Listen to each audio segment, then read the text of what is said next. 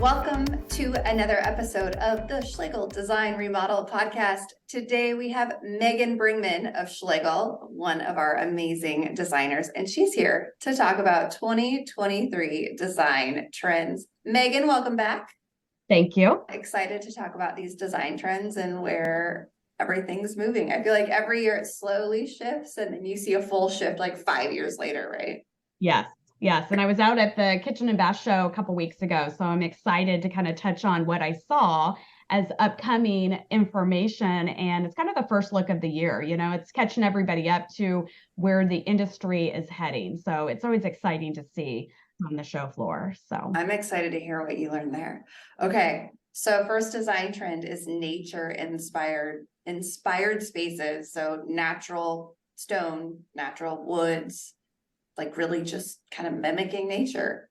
Yeah. So, and it seems to like, you know, for so many years we were doing painted cabinetry, and we're really seeing that flip back to natural stain, wood, movement, grain, stain textures and feels, you know, just that nature inspired, like you said, and bringing the outdoors in. So it could be a walnut slab that's just like a piece of art almost incorporated into a design, and serene spaces, so centers, and just kind of bringing that vibe in. So for sure, we're seeing a lot more stained, and our companies too are offering some really exciting wood grains and offerings to kind of catch up with the demand of where we're heading. So exciting to see. Do you feel like it took a minute for some of them to catch up? Yeah, it did, because we were pushing paint for so long. Everybody wanted a painted kitchen. And at some point, it always goes back to what we had been doing. And so it's kind of been fun to see. Now we have so many wood offerings, you know, whether it's rift cut oak or walnut or just different exotic species too. It's like, I want to see something different, you know, I want to see something I haven't seen before. So Yeah, I love that. I still love a good white kitchen, but it's really good to change it up. yes. Okay, multifunctional spaces. So making one room serve several purposes. I feel like you've done some of these. Oh, yes. So some of my favorite, because people do not want to have a room in their house that goes unused. So those formal dining rooms of the past where they're only used two times a year, I feel like clients are kind of done with that. We have this footprint, we have this valuable space. It's right here, central to everything else we're doing. Let's convert it to something we will actually enjoy and use more than two times a year. So this is some of the most fun we get to have. I'm actually working on right now converting a dining room to an office. She needs an office on the first floor. She needs a dedicated space. She wants to be in front of the natural light coming in. She has a whole host of activities she wants to do in this office. So it's her kids' homework. It's her working on her laptop. It's her doing a little project, making out Valentines for the kids. You know, it's those types of things that we're trying to introduce into first floor living. We just converted a dining room to a library and listening room. They have a passion for book reading. They have a passion for audio. Let's convert that dining room to something you're going to enjoy and get excited about. So a lot of multifunctional spaces serving a lot of different individuals. So, you know, that's families, that's children. I have clients that are like, we love putting together puzzles. We want a place we can go and do this. So it is really fun. It's one of the most exciting things we can do is take an existing space and transform it into something that they're going to use. I think that's awesome. And maybe this should instead be labeled goodbye dining room. Yes, exactly. Although it's funny because I think I have coming up that some people are heading back towards like walled spaces, which includes dining room. So who knows? Yeah. Bold tile. Oh my gosh. We talked about tile last year. I love tile. Yes, I do too. And like, again, for a few years, we've been doing a lot of shades of white. And one of the things that we saw at the show, a kitchen bath show in Vegas, is bold tile choices, colors, a lot of gem tones. So like your maroons and your navies and your dark hunter greens, just rich, vibrant colors, a little mid-century too, with kind of that yellow mustard color. It's so fun to see color coming back in as just kind of a fresh new look, and definitely like kind of has a retro nod as well. And so gold hardware still coming in and accenting it. So it has this just really lovely vibe. And the Zalige tile is very popular. It's kind of a natural handmade look tile, lots of different shades of tile. So you would order one color of tile, it might have 8 different shades within that tile. So it looks custom to your space. It's not just one shade of blue and that's all you get. So some of these collections have a very high variation, which you also have to get comfortable with. So it's not unusual for us to order a couple boxes of tile, spread it all out. Do you still like it? Are we getting this? Right. Yeah. And take some out. Like, no, I don't like that Yeah, piece. exactly. Like, okay, this piece just doesn't match with everything else and we don't love this vibe. So, but yeah, definitely bold tile choices, patterns. It's honestly, it's endless. And which is really fun because you can truly create for every project something unique. I have an arts and crafts project, a kitchen project that I'm doing right now. And the green shade of tile we chose is called Bosco Green. And it probably has a 4 value variation, which means it's going to have the highest shade variation. She loves it. So very craftsman style kitchen, jewel tones, the green light fixtures. We're avoiding white in that kitchen. So it's kind of fun. Yeah. I can't wait to see it. I also love, we're looking at a picture of a bathroom with a huge backsplash and tile. I love that's coming back too. Or I don't know if it's back or it's new, but like a whole wall of tile in the bathroom that's not the shower. Yep. Accent. Absolutely. Yeah, I'm doing it in a boys' bath and kind of twofold. I mean, yes, it's the drama, it's beautiful, but also it's like, hey, anything splashes out on these walls, anything gets on these walls, it's protected. We're not working with white drywall. So it's twofold. It provides a great functional layer in a moisture room. So it's beautiful. So love it. All right, heritage, basically old is new, right? Antiquing, vintage, heirloom furniture, anything you want to call it. I feel like that's being worked into spaces again. Yeah, and it's one of a kind. It's specific collections. It's, whether it's handed down through generations and it's very special to somebody, or they've collected something that they feel really passionate about on their travels. We've done it all. For us, it's about making sure the space is appropriate for the collection. It's about lighting it. It's about putting the lights on dimmers, putting the switch in. It's all of that. In fact, I was just at one of my projects this morning and we are displaying a Lego collection. It's a very expensive Lego collection. And he's collected Legos for 30 years and he has some really monster pieces. So that's important to them. They want them in cabinetry. They want the cabinets lit. They want them behind glass doors. So it's really highlighting a unique collection. Sometimes it's vintage. Sometimes it's just a collector's, something that they feel passionate about. So it's one of a kind. We truly can customize anything to match up with what it is we're wanting to feature. I'm pretty excited to see this Lego that you're talking about. Lego collection. Is it in like a family room or where is it? It's actually in the music room in a lower level. So it's a space. You're redesigning a lower level and lots of different uses of this lower level. But back in this exercise room, he has a drum set. There's a portion dedicated to a little exercise area with a floor mat and a bar and an elliptical. And then this display cabinet is also within that space. So it's very multifunctional. They needed a space to get a lot done. So excited to see it come together. But a lot of thought, a lot of planning. I love when people have interest in activities and how can we design your space to fit those passions, Yeah, so it doesn't all look tossed in. I mean, that's your job, right? Making it look very intentional design. Very intentional design. Absolutely. Yep. Okay, I'm also a big fan of this right now. Maximalism, like all the woodwork and the ceiling work and just more is more. Yes, layers of color, layers of texture, layers of paint versus stain versus stone. Absolutely. It's everything that builds a space from the ground up. And really there's one portion that we do in remodeling, and then there's a whole nother layer that happens when the curtains come in, or the upholstery, or the rug, the artwork, it's layers of all of that. It's very intentional layers. So right now I'm working on a project and they have some very specific pieces of art. We're at Ruffin on electrical. We are talking about those art pieces right now because we want to make sure they're going to get lit correctly. So it always has to be a plan at the very initial stages of construction for it all at the end to look very intentional. We have it planned. Another fun way that we're lighting the space is we're using, it's called origami collection.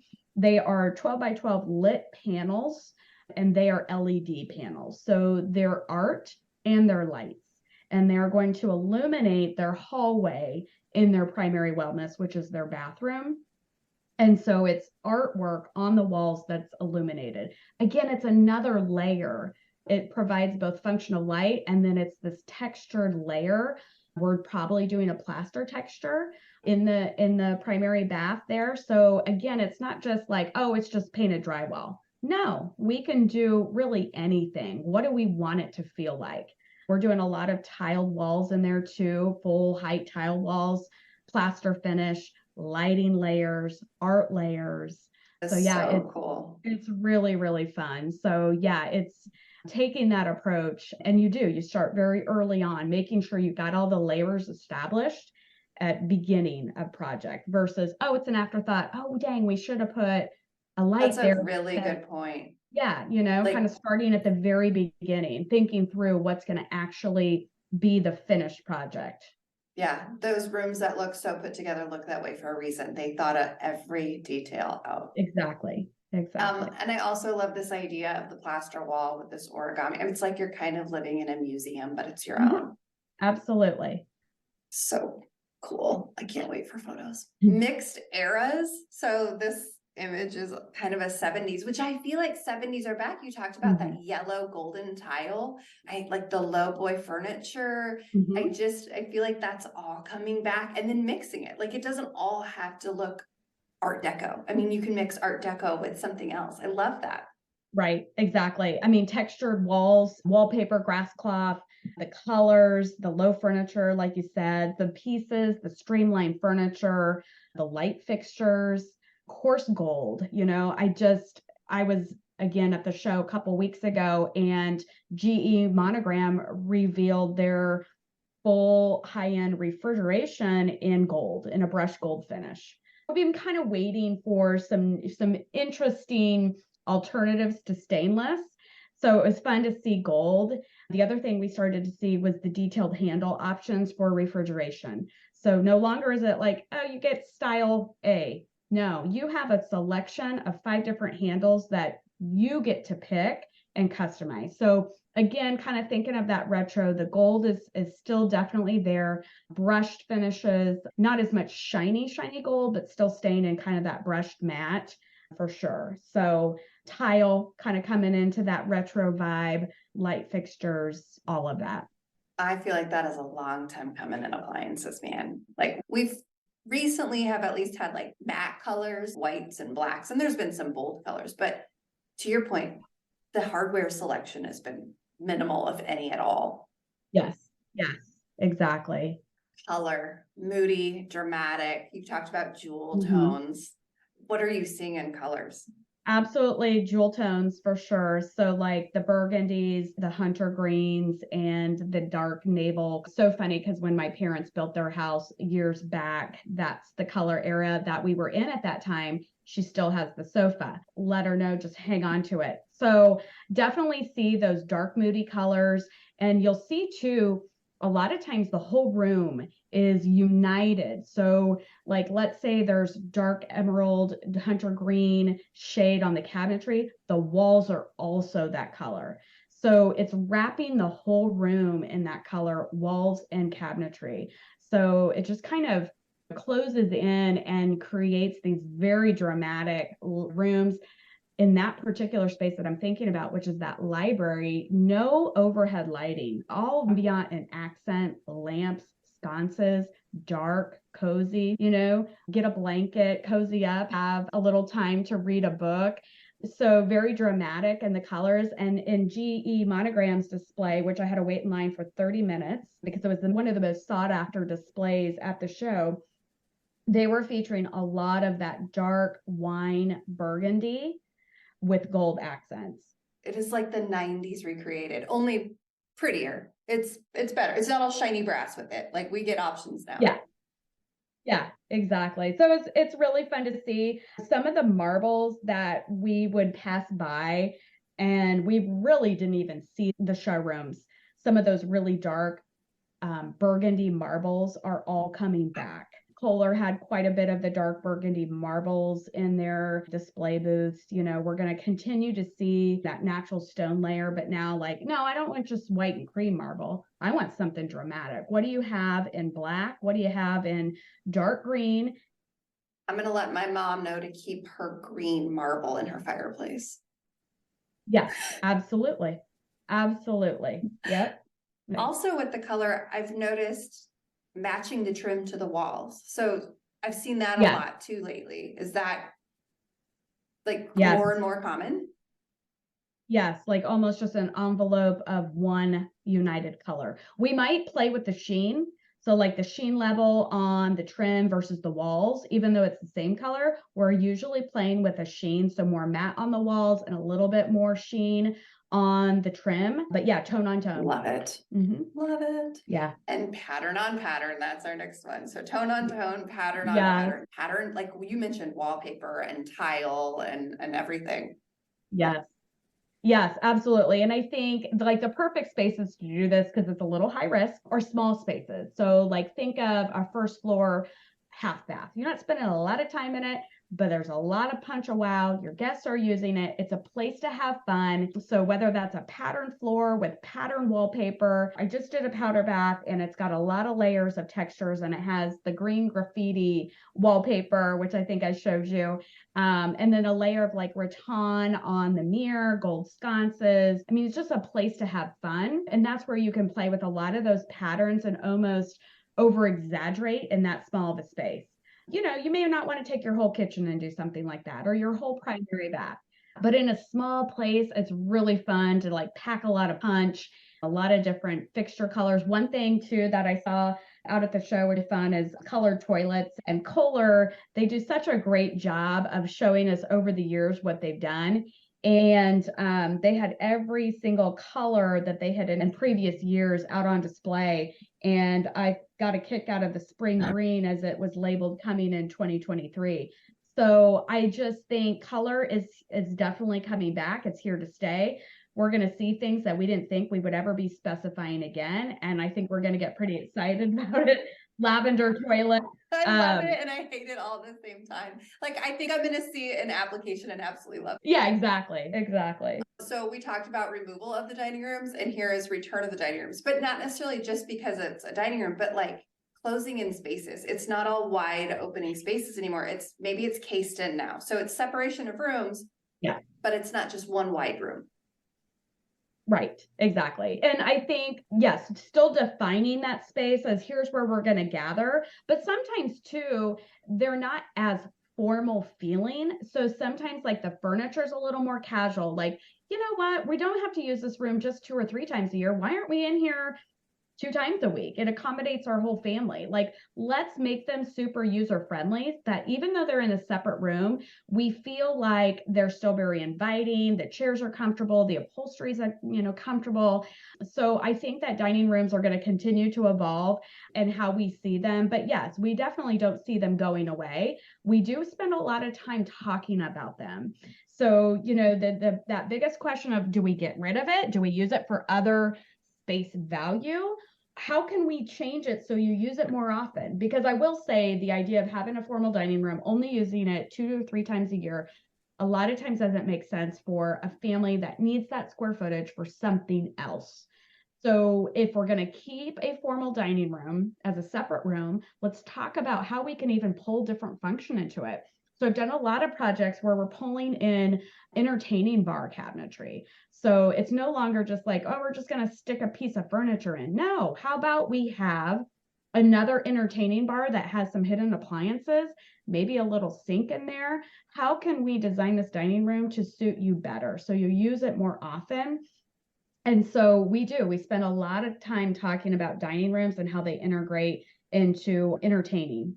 Yeah, I think that goes along with exactly what you said earlier. So it's taking the dining room and turning it into multi-purpose. It just doesn't have to be dining. It can now be the bar area or the kids' juice bar or whatever it may be. Yeah. Or sometimes it's supplementing the kitchen with much needed storage. Yeah, you've done a couple of those. Yeah, exactly. It was so funny. I remember walking into a kitchen and it was a very nice house, good size, but she just didn't have enough storage. And when I walked in there, she had appliances hidden in the dining room under the chairs. And so that was one of the first things is like, I want to keep this. I want this as our dining room, but I need more storage to supplement my kitchen. And so sometimes we were building in buffets to hide appliances or auxiliary area to support the kitchen. So we're utilizing any space we can get. Yeah, and you already talked a little bit about this, but spa-like bathrooms, like people are taking their bathrooms to the next level. To the next level. Yeah, it's been really fun. I'm getting ready to do a dry sauna. This is the third. We do have a local resource, Sunlight and Spa. So that's been really exciting. They offer an infrared spa. I've done them in bathrooms, done them in lower levels. But yes, it's a time to invest into a spa at home. So you're thinking about using those spaces as stress relieving and building up your immunity. What can I do at home? Because that's a time saver, right? Versus going to the gym, kind of going through that whole routine. What can I do at home? Because I only have maybe 15 to 20 minutes to dedicate to this. So we're doing a lot of those self-care rooms, and they can look quite a bit different depending on the project. I am doing a wellness bath right now. So the components of that, cold plunge, they have a steam shower, we have an infrared sauna, we have a soaker tub, dual vanities, dual closets. So it's definitely a large scale space, but on a small scale, we can certainly do steam showers. We can do tubs that have air bath function. We can do a small single person sauna. Like I said, it doesn't have to be within the bath. It could be in the lower level. They assemble pretty easily. They just need a pretty simple electrical outlet. So we're finding ways to integrate self-care into our projects. Absolutely. I think it's amazing. If I had the budget, I would do it in my own house. Exactly. But even little things, like you said, adding another shower head sometimes feels like it's a spa. Yes, or that tub function, and people, it's very personal. I mean, I was at a client's house last week and they've got a tub in their home and it was not by their design. They're ready to yank it. They're like, get this out of here. We need more storage. So it's such a personal decision, hey, we don't take baths, we take showers. What can we do in our shower to explore, some other options that we didn't think of, body sprays or, rain heads or multiple heads or whatever that may look like. So awesome. Well, that was all 10 of our trends. Is there anything that we didn't touch that you saw a couple weeks ago that you wanted to share? I think the big one was the color, seeing the color come back into some of the fixtures and those jewel tones for sure. The marbles. One thing that was really interesting in some of the tile displays, I know we touched on tile, was almost a cladding tile look where it's very dimensional. So whether it's fluted or reeded, or it has a very textural feeling, almost like a cladding, like an exterior siding look. I know I'm not describing that very well, but it was really interesting to see. Tile just continues to evolve. It's just truly amazing. And I can't wait to see that in application because I think like a backsplash, that doesn't make sense, but there's going to be amazing uses for it. And the dimension's going to be awesome. Yes. One more thing, just a throwback to the mid-century modern, so a lot of terrazzo. Oh, did you not talk about that as a trend in 2022? I probably did. It's still there. Nailed it. And what's really fun, if for small doses, for some of us that don't want to terrazzo our whole home, it's on hardware, cabinet hardware, door hardware. It's in little bits and pieces. So you can kind of, have a little fun with it, but not commit too far. It's also in tile. And it doesn't have to be natural terrazzo. It can be a look-alike as more of a porcelain tile look. But yeah, I saw that quite a bit in full-size showers as terrazzo as the shower wall panel material. I love terrazzo because I kind of love a mid-century retro throwback. I recently did our hall bath and put the terrazzo in there for the kids' bath. It's porcelain, but so it's fun. It's fun to see that. It has such a cool vibe to it. And again, those dark kind of moody colors are the color of the terrazzo chips, Yeah. So the dark emerald greens, maybe a little burnt orange, kind of that dark red, that's the color of the terrazzo. So it's fun. It is fun. I love it all. I love the colors, and that's the way we're moving, is like personality and color. Mm-hmm. Well, thank you so much, Megan. I appreciate you visiting the podcast again and imparting your wisdom. It's always fun. I love talking about trends.